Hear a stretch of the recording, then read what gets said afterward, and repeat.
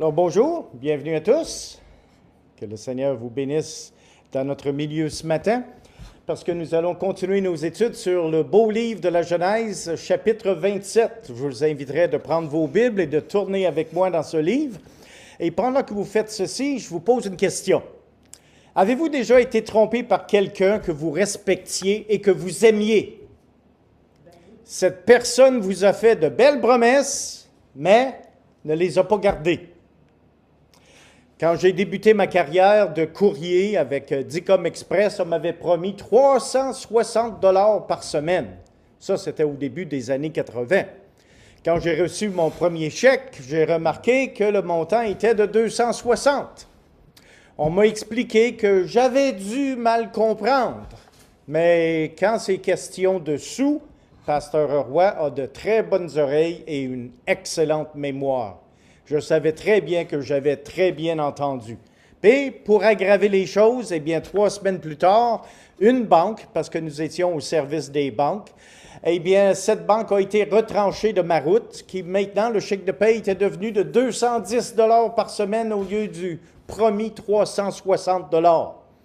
Et parce que nous étions payés au kilomètre et selon le nombre de banques, ceci a affecté le chèque de paie. J'ai appris plus tard que Dicom avait toujours eu l'intention de donner un maximum de 210 $ par semaine pour cette petite route, mais le superviseur ne m'a jamais rien dit de tout ceci lorsqu'il m'a engagé. Quelle belle surprise!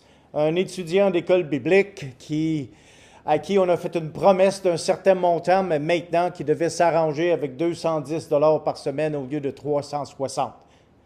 Belle promesse, mais non gardée. Est-ce que quelqu'un que vous respectiez vous a déjà dit quelque chose que vous avez cru? Mais plus tard, vous avez découvert que ces promesses étaient des mensonges trompeurs fabriqués pour vous manipuler. Si ceci vous est déjà arrivé, alors vous pouvez vous identifier avec Isaac ce matin. J'aimerais qu'on puisse lire le livre de la Genèse, Genèse chapitre 27, et nous allons lire du verset 1 au verset 17. Alors, Genèse 27, verset 1. Isaac devenait vieux. Un jour, ça pourrait vous arriver de devenir vieux. Alors, Isaac devenait vieux, et ses yeux s'étaient affaiblis au point qu'il ne voyait plus. Alors, des fois, ce qui fait partie de la vieillesse, même vos lunettes ne fonctionnent plus. Et maintenant, vous êtes devenu vieux, puis vos yeux ne voient plus. Alors, il appela Ésaü, son fils aîné, et lui dit, « Mon fils !» Et lui répondit, « Me voici. » Isaac dit, « Voici donc, je suis vieux, je ne connais pas le jour de ma mort. Maintenant donc, je te prie, prends tes armes, ton carquois et ton arc, va dans les champs et chasse-moi du gibier. Fais-moi un mets comme j'aime et apporte-le-moi à manger, afin que mon âme te bénisse avant que je meure. » Alors ici, Isaac, qui était devenu vieux, qui était devenu aveugle, maintenant veut donner sa bénédiction à son fils aîné Ésaü, et le frère cadet qui était Jacob était plus jeune, mais seulement de quelques minutes parce que c'était 2 frères jumeaux. Mais le père préférait Ésaü, non seulement parce qu'il était poilu, mais parce qu'il était un bon chasseur. Au verset 5, Rebecca, la femme d'Isaac, écouta ce qu'Isaac disait à Ésaü, son fils. C'est intéressant que les femmes, ils ont des oreilles fines. Et Rebecca, la femme d'Isaac, a entendu tout ce qui avait été dit. Alors Rebecca écouta ce qu'Isaac dit à Ésaü, son fils, et Ésaü s'en alla dans les champs pour chasser du gibier et pour le rapporter.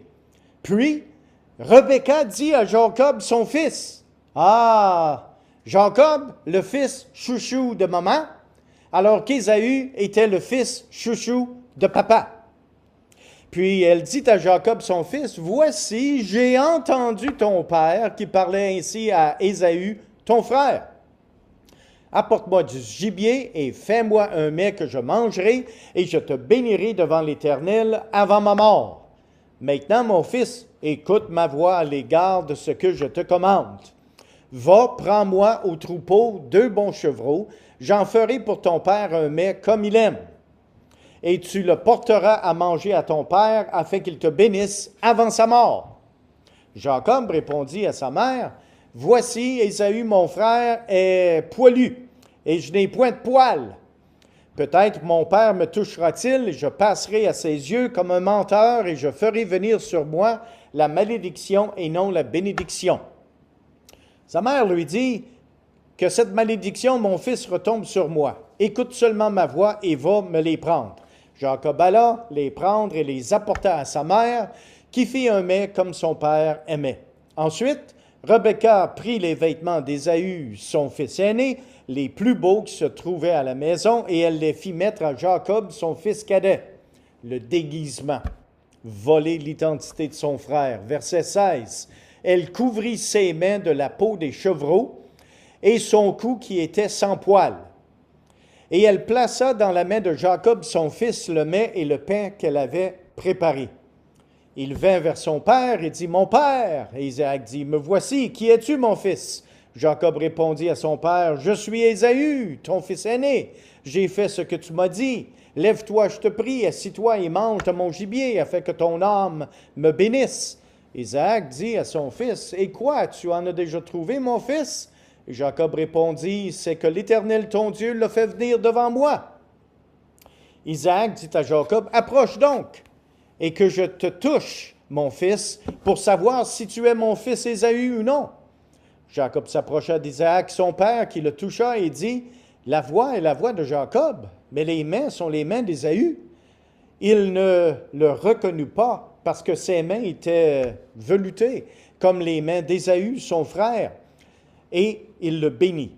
Il dit, « C'est toi qui es mon fils Ésaü. » Et Jacob répondit, « C'est moi. » Isaac dit, « Serre-moi, et que je mange du gibier de mon fils, afin que mon âme te bénisse. » Jacob le servit, et il mangea. Il lui apporta aussi du vin, et il but. Alors Isaac, son père, lui dit, « Approche donc, et baise-moi, mon fils. » Jacob s'approcha et le baisa. Isaac sentit la hauteur des vêtements, puis il le bénit et dit, « Quel vol de bénédiction d'un frère à l'autre. » Eh bien, la déception de Rebecca. N'oubliez pas maintenant que Rebecca était la femme d'Isaac.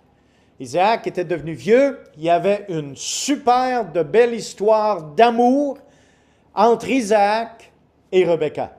Le serviteur d'Abraham avait parti au loin pour aller chercher une femme pour Isaac et était revenu avec Rebecca.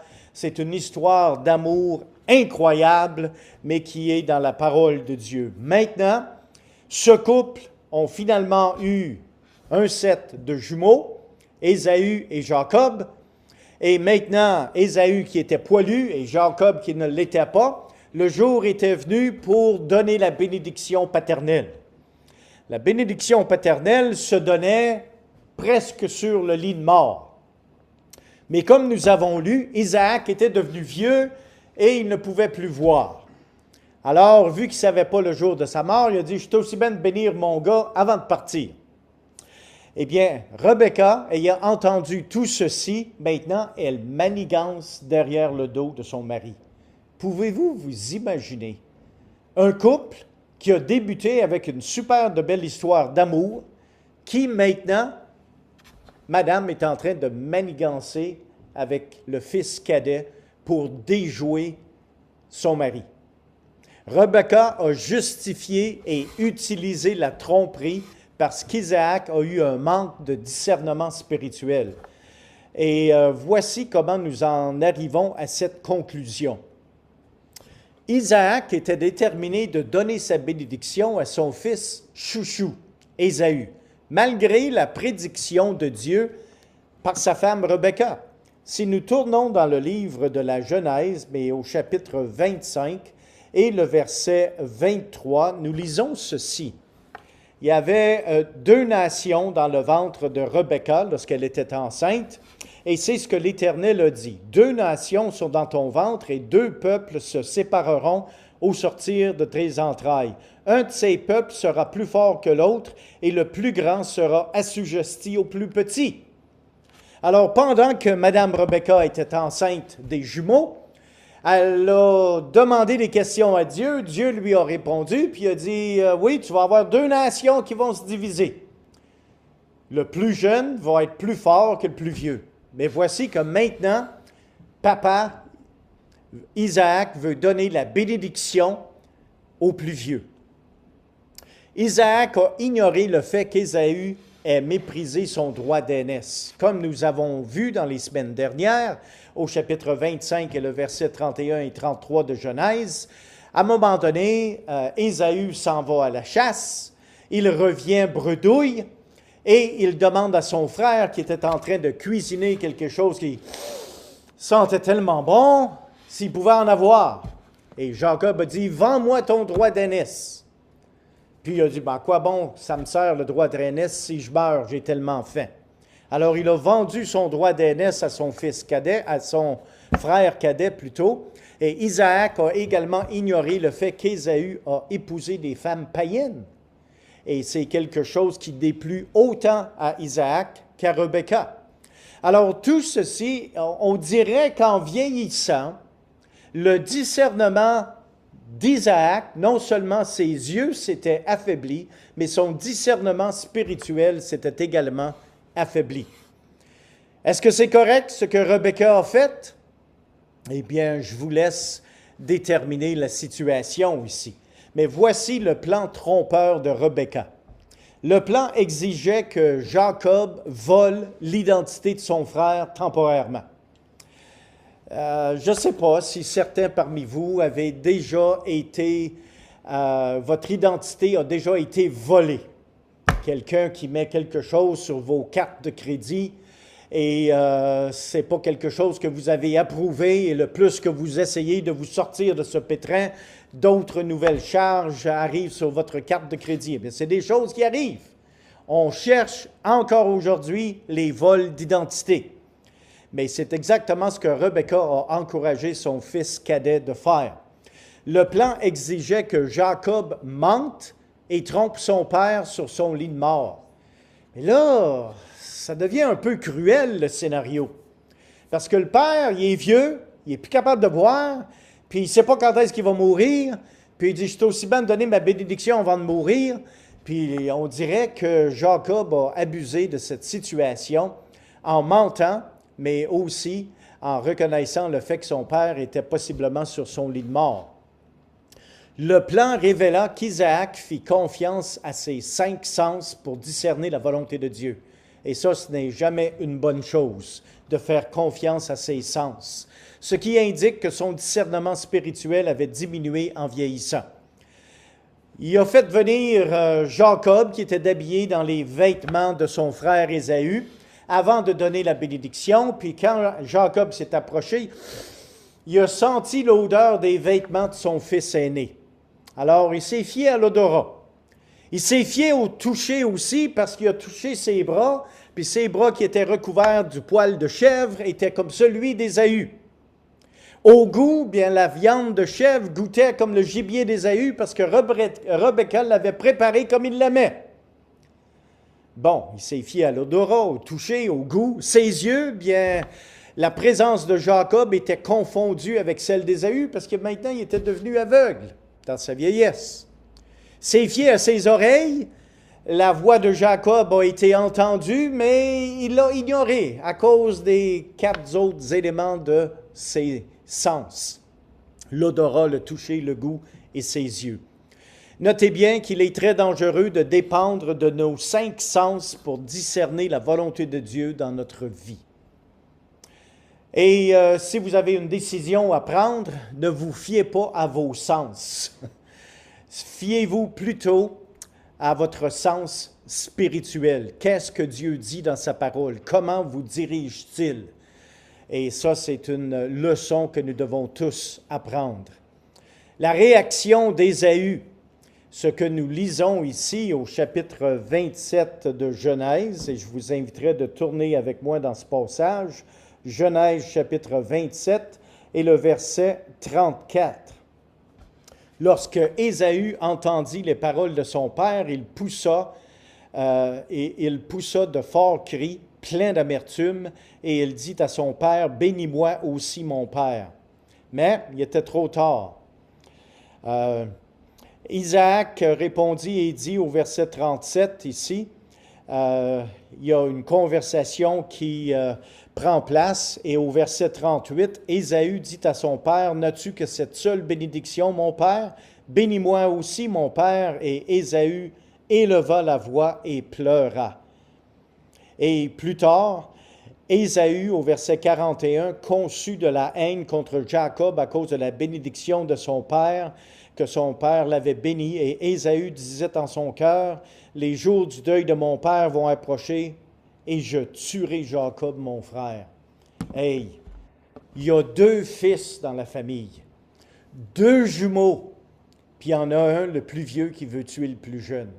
Quand ça va mal dans la famille, jusqu'au point de vouloir tuer son frère, ça va très, très mal. Et une chose était réelle ici, en donnant la bénédiction, c'était un peu comme donner un testament. Aujourd'hui, là, quand tu es sur le point de mourir, tu es mieux de préparer ton testament. Parce qu'en tant que pasteur, après 30 ans dans le ministère, j'ai vu bien du monde, même des chrétiens, qui avaient tendance de tirer la couverte sur le bord pour avoir un peu plus de l'argent de maman ou de papa. Et à cause de ceci, ça a déchiré des familles. Mais dans l'Ancien Monde, un testament oral, à travers, par exemple, la bénédiction, eh bien, c'était aussi légal et valide qu'un testament écrit ou oculaire de nos jours. Alors, cette bénédiction qu'Isaac devait donner à ses fils, c'était un peu comme un testament oculaire. Le grand regret d'Ésaü, nous l'avons lu, il l'a regretté amèrement. Il a pleuré. Mais là, on parle d'un homme mature qui est capable d'aller à la chasse tout seul puis de revenir avec du gibier dans la plupart des situations. Il revient à la maison, il s'aperçoit de tout ça, puis là, il regrette amèrement au point. Avez-vous déjà entendu un homme mature pleurer? C'est vraiment pas beau. C'est vraiment pas beau.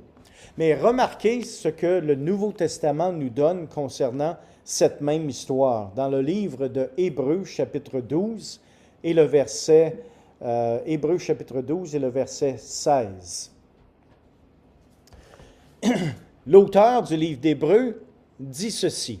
« Prenez garde à ce qu'il n'y ait ni impudique, ni profane, comme Ésaü. » Alors ici, le Nouveau Testament donne une caractéristique d'Ésaü en l'appelant profane, qui pour un mets vendit son droit d'aînesse.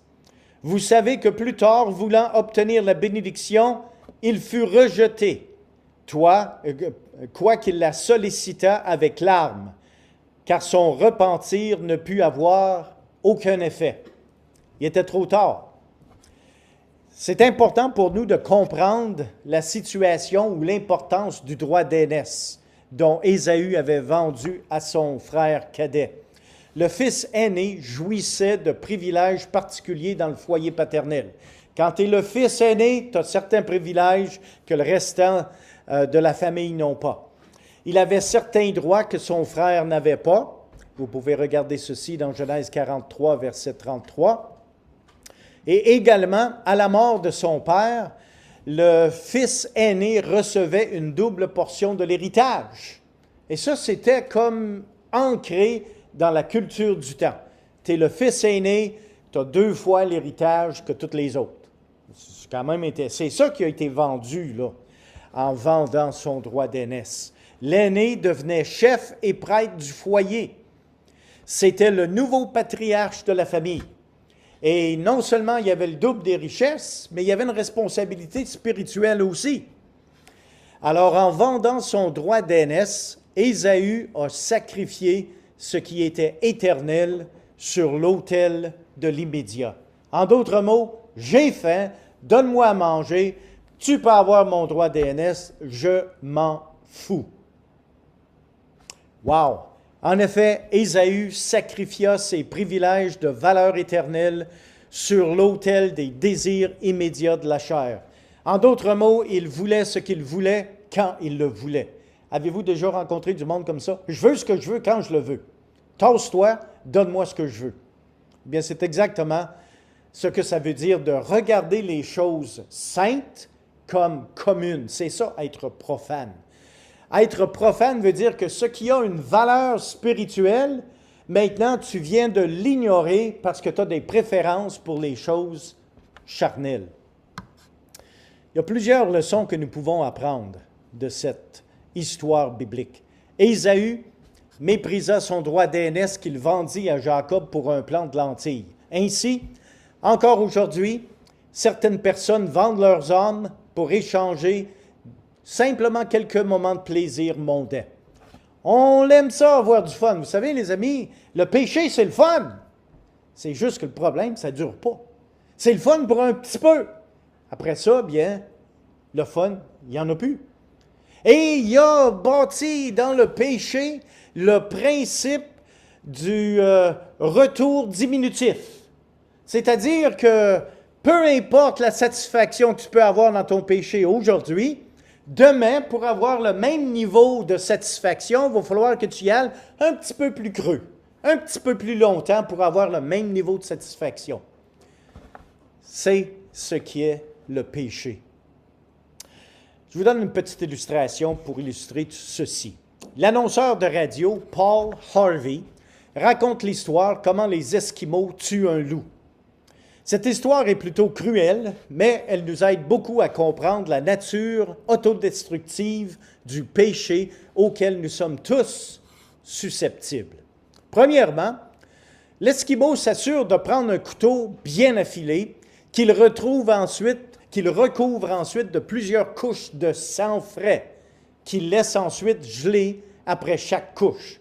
Alors, vous comprenez maintenant, on prend un couteau, c'est très coupant, on met du sang sur la lame, on le laisse geler, on met du sang sur la lame, on le laisse geler, jusqu'à ce qu'on ne voit absolument plus la lame. Ensuite, l'Esquimau insère solidement le manche du couteau dans le sol en s'assurant que la lame est vers le haut. Alors, la lame est ici, avec du sang gelé. Lorsqu'un loup trouve le couteau après avoir suivi la senteur du sang, il commence immédiatement à lécher le couteau sans se méfier de rien. C'est bon, ça goûte bon pour le loup. Le loup prend rapidement goût au sang. Alors, il lèche plus rapidement et plus férocement jusqu'à ce que la lame soit exposée. Quand la lame est exposée, eh bien, le plus qu'il lèche, le plus qu'il veut lécher, sans toutefois réaliser que son propre sang chaud de sa langue commence à se mélanger avec le sang gelé. Maintenant, c'est encore plus désirable, le sang est chaud, mais il ne réalise pas qu'il s'est coupé la langue sur la lame. Tellement puissant est son désir pour le sang chaud qu'il ne réalise même pas qu'il est en train de lécher son propre sang.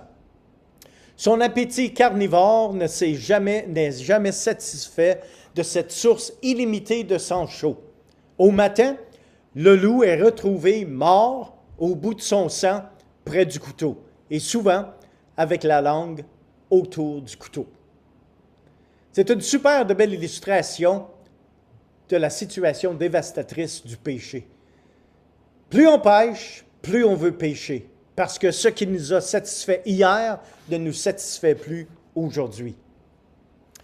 Ésaü voulait la bénédiction matérielle de son droit d'aînesse et était prêt à tuer son frère Jacob pour l'obtenir. Mais il méprisa la responsabilité spirituelle de son droit d'aînesse. Ainsi en est-il encore aujourd'hui. Les gens veulent la bénédiction de Dieu dans leur vie, mais ils méprisent complètement leur responsabilité spirituelle devant Dieu en refusant d'obéir à sa parole. Ils préfèrent leur sécurité mondaine et refusent d'y lâcher prise au lieu de mettre leur confiance en Dieu. Ils n'ont pas plus d'intelligence qu'un singe. Je vous donne l'illustration d'un singe, comment chasser un singe. Des chasseurs de singes en Afrique du Nord ont une manière intelligente d'attraper les singes. Plusieurs gourdes, une gourde, c'est comme un fruit, plante grimpante dont le fruit creux sert de boîte ou de bouteille.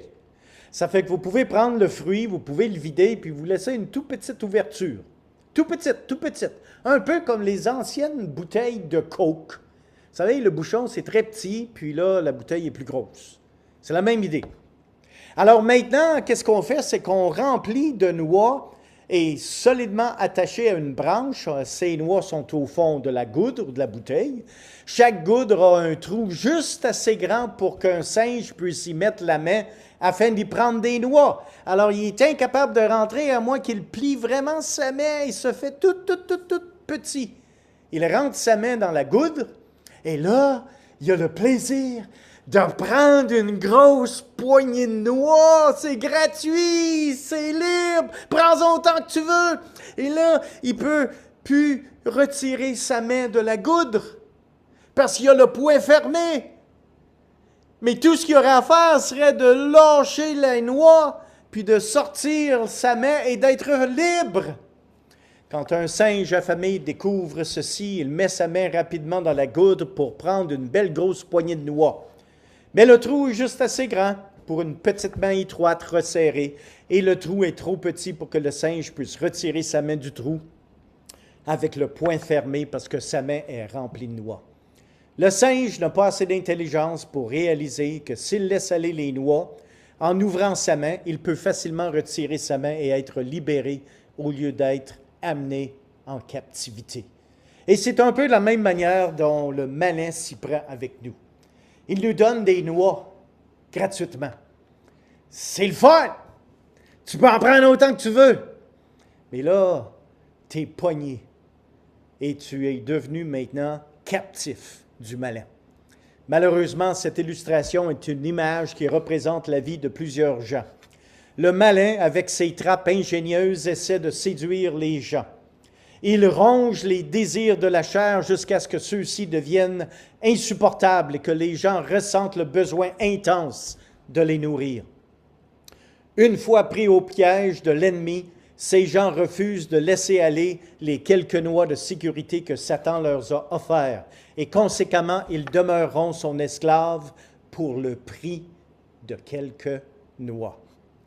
Comme le singe qui refuse d'ouvrir sa main pour laisser aller ces quelques noix, ces gens refusent d'ouvrir leur cœur à Jésus et demeurent ainsi prisonniers éternels des trappes ingénieuses du malin qui leur chuchotent dans l'oreille « Ne laisse pas aller tes plaisirs mondains, réjouis-toi encore un peu plus longtemps dans ton péché. » C'est en écoutant ces chuchotements que ces gens sont encore prisonniers des griffes du malin, qui les retient par leurs désirs élastiques de la chair qui sont insatiables.